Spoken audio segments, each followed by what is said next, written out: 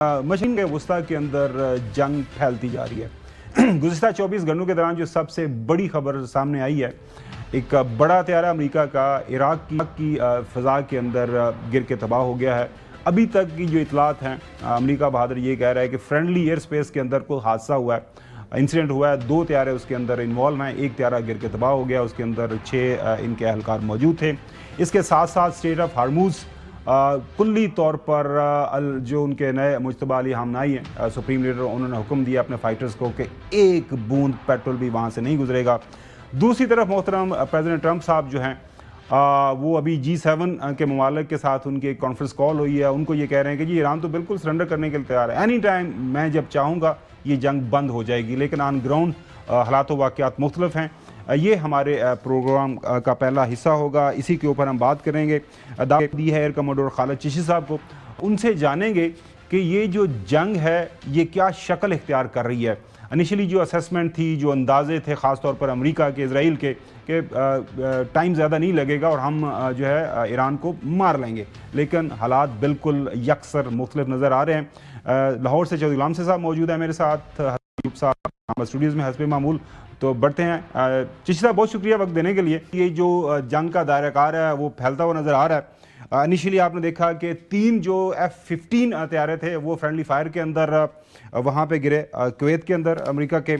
अब जो लेटेस्ट खबर आ रही है उसके मुताबिक जो है एक तैयारा उनका जिसका नाम है US KC-135, जो कि रीफ्यूलिंग के लिए इस्तेमाल होता है, रीफ्यूलिंग एयरक्राफ्ट। ये US सेंट्रल कमांड का, अगर हम आपको उसकी तहरीर ट्विटर के ऊपर, एक्स के ऊपर दिखा सकें, और वो कह रहे हैं कि ये जो वाक़या हुआ है एक फ्रेंडली एयर स्पेस में हुआ है। मतलब ये है कि किसी ऐसे मुल्क के अंदर जहाँ वो उनका दोस्त मुल्क है, इराक की बात की जा रही है, और ये उसके अंदर बताते हैं कि 2 aircraft were involved in the incident, one of the aircraft went down in western Iraq and the second landed safely, this was not due to hostile fire. वो कह रहे हैं कि कुछ किसी दुश्मन ने नहीं हमें गिराया, खुद ही गिरे हैं। लेकिन इसका जवाब में जो है जो रेवोल्यूशनरी गार्ड है उनकी तरफ ये कहा गया है कि जो रेजिस्टेंस ग्रुप है, ज़ाहिर मशरिक़ वस्ता के अंदर मुख्तलिफ जगहों के ऊपर मौजूद हैं, उन्होंने स्ट्राइक डाउन किया है US एयरफोर्स KC-135 एयरक्राफ्ट इन वेस्टर्न इराक। चिश्ती साहब, बहुत शुक्रिया वक्त देने के लिए। कितना बड़ा वाक़या आप इसको मानते हैं, being part of air force family? ये जो जहाज़ है KC-135 रीफ्यूलिंग के लिए इस्तेमाल होता है, इसके नतीजे में मेरे ख्याल में 4 या 6 हलाकतों की भी खबर है जो कि उसके ऊपर अमले के लोग थे। तो आप लोगों की नज़र में it should be consider like, हमें जो एक लेमैन की नज़र में तो ये एक सेफेस्ट प्लेन होना चाहिए, बिकॉज जिसका काम है रीफिलिंग करना, उसके इंजन भी मेरे ख्याल में 4 इंजन होते हैं। क्या लग रहा है आपको? जी, बहुत शुक्रिया गोमन साहब, चर्च साहब और हसन साहब, आपने इनवाइट किया। देखिए, बहुत बड़ा इंसिडेंट या लॉस भी है इनके लिए, क्योंकि KC-135 बड़ा सीजनड और सबसे पुराना एयर टू एयर रिफ्यूलर है। पुराने से मतलब है कि बैटल टेस्टेड है। ये ऑलमोस्ट बोइंग जहाज समझ लें उसको, ये बोइंग जहाज होता है। इसके ऊपर रिफ्यूलिंग ज़ाहिर है इसलिए लगाई जाती है कि इसके टैंक्स, इसकी कैपेसिटी बहुत ज़्यादा है फ्यूल की, और ये फाइटर जेट्स को रिफ्यूल करता है। बहुत महंगा जहाज है फाइटर जहाज की निस्बत, और ये बहुत बड़ा लॉस मेरा ख्याल है अमेरिका का है, चाहे फ्रेंडली है। लेकिन मुझे उससे भी ज्यादा हैरत होगी कि पहले दिन उन्होंने या तीसरे दिन उन्होंने 3 F-15 अपने गिरवा लिए फ्रेंडली फायर से। वो दुनिया में पहली दफा किसी कॉम्बैट में शिकार हुए थे। F-15 आज तक पिछले 65 सालों से उड़ रहे थे, कॉम्बैट में कभी नहीं मारे गए थे। ये पहली दफा तीनों F-15 गए एक ही दिन में। ये अमेरिका के लिए बहुत बड़ा सेटबैक होगा। नंबर 2, ये जो जहाज है, ये जो कहा जा रहा है, इसकी डिटेल्स तो नहीं पता, लेकिन मैं अज्यूम ये करता हूं कि ये पॉसिबली रिफ्यूल कर रहा होगा किसी और जहाज को, जिसका मतलब है कि अगर KC-135 क्रैश कर गया तो दूसरा जहाज वो कह रहे हैं लैंड कर गया हो, इसका मतलब है वो कोई फाइटर जहाज होगा जिसको वो रिफ्यूल कर रहे होंगे, जो कहीं ज्यादा लेस एक्सपेंसिव है एज कम्पेयर टू KC-135। क्योंकि ये रिफ्यूलिंग होता है, इसमें कैप्टन क्रू होता है, पीछे नेविगेटर होता है, इसके अंदर रिफ्यूलिंग टैंक का एक ऑपरेटिंग ऑफिसर 2 या 3 होते हैं।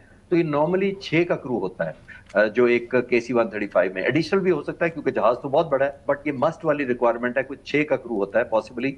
मेरा नहीं ख्याल कि 4 का क्रू होगा। एक बात तो ये है, लेकिन ये मॉरली जिसको कह रहे हैं ना, मोरल बहुत ज्यादा लो हुआ होगा उनके फोर्सेस का, कि अगर फ्रेंडली में हो गया है, और मेरे नॉलेज में नहीं है, मैं अभी रिसर्च कर रहा हूँ कि कोई रिकॉर्ड है कि इसे 135 का कभी क्रैश करने का, तो मेरा नहीं ख्याल, मुझे कोई याद नहीं आ रहा कि KC-135। मैंने भी कमरोड साहब थोड़ी सी इसके ऊपर रिसर्च की है जो कि सोशल मीडिया के जरिए की जा सकती है, कोई ऐसा वाकया मेरी नज़र से भी नहीं गुजरा।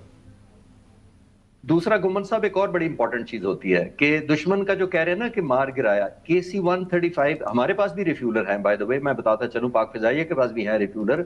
ये रिफ्यूलर बहुत ही हाई वैल्यू टारगेट होता है दुश्मन के लिए, एक बात, क्योंकि जाहिर है महंगा भी बड़ा होता है, प्राइड भी बड़ा होता है, उसकी कंट्रीब्यूशन वॉर फाइटिंग या वॉर एफर्ट जनरेशन में बहुत इंपॉर्टेंट होती है। तो इसको फाइटर जहाज अगर ये सेंसिटिव जगह पे डिप्लॉय करना पड़े तो फाइटर जहाज इसको एस्कॉर्ट करते हैं, ये भी ज़हन में रखिएगा। ये नहीं होता कि ये जहाज, क्योंकि पता होता है अगर इसको आपने, पहली तो बात है कि इसको किसी इंटरनेशनल बॉर्डर जहां कॉन्फ्लिक्ट हो वहां ले जाया नहीं जाता, एक बात। और अगर आपको लगे कि कोई ऐसा ऑपरेशन है जब आपने एक फाइटर जहाज बहुत डीप भेजने हैं दुश्मन के अंदर, तो वापसी पर उनका फ्यूल इतना कम हो जाएगा कि उनको हमें बॉर्डर के करीब ही रिफ्यूलिंग करानी पड़ेगी, तो फिर बहुत हैवीली एस्कॉर्टेड होता है, इसको फाइटर जहाज एस्कॉर्ट करते हैं और बड़ा लिट अप रेडार के अंदर ये खुद रहता है। तो ये बड़ी स्ट्रेंज सी बात है कि फ्रेंडली मुल्क के अंदर, इराक जैसे मुल्क के अंदर फायर हो जाना, या अगर तो ये एक्सीडेंट है तो जाहिर है फिर कोई, तो फिर सर कोई ऐसी चीज का कोई इम्कान मौजूद है कि किसी ने इनके जो सिस्टम है उसको जैम कर दिया हो और जैमिंग के बाद फिर ये जो क्रू है जिसके आप जिक्र कर रहे हैं या पायलट्स के, उनसे मैनेज ना हुआ हो और यही केस क्या अप्लाई होता है 15 के ऊपर भी? जी हसन साहब, वो तो फ्रेंडली फायर पॉसिबली नजर आता था कि कुवैती पायलट ने शायद मारा है, हालांकि मैं अभी भी समझता हूं कि ईरान ने, 3 है बिल्कुल, आपने, मैंने तो उस दिन भी एक दफा आपके प्रोग्राम में कहा था कि शायद मैं ही था कि 3 नहीं फायर होते, एक ही दिन में फ्रेंडली का एक होता है, फॉग ऑफ वॉर का कंफ्यूजन एक जहाज का होता है। मैंने व्यूअर्स को याद भी कराया था कि जैसे 27 फरवरी 2019 को जब अभिनंदन का हमने मारा था तो इंडियन हेड कश्मीर में, और वो कहते हैं फॉग ऑफ वॉर, पैनिक होती है, टाइम कंप्रेस्ड एनवायरनमेंट होता है, टारगेटिंग की क्लैरिटी नहीं होती, मिस आइडेंटिफिकेशन हो सकती है। तो वो एक हेलीकॉप्टर या एक जहाज तक तो फिर भी मैं ग्रांट कर सकता हूं, लेकिन उसमें भी 3 थे। उस दिन भी मैंने ये क्वेश्चन रेज किया था, तो जैमिंग हो सकती है उसमें भी, F-15 में भी आपको लगता है? जी पॉसिबिलिटी हो सकती है। और अभी भी क्योंकि ईरान ने अभी तक फॉर्मली डिस्क्लोज नहीं किया, और मैं पढ़ रहा था कि S-300 इन्होंने surface to air missile Iran ने बहुत अरसे से रूस को ऑर्डर किए हुए थे, इनको जून 2025 में भी नहीं मिले थे, कोई डिस्प्यूट था इनका ट्रेनिंग का, लेकिन उसके बाद एक रिपोर्ट आई थी कि इनको मिल गए हैं। और S-300 ये वही मिसाइल है, उसकी लोअर वर्जन है जो S-400 हमने इंडिया का मारा था। तो ये रूस का बहुत ही पोटेंट है। ज्यादा लोगों का यही इसके ऊपर कहना है कि वो जो F-15 गिरे हैं वो मिसाइल्स की वजह से गिरे हैं।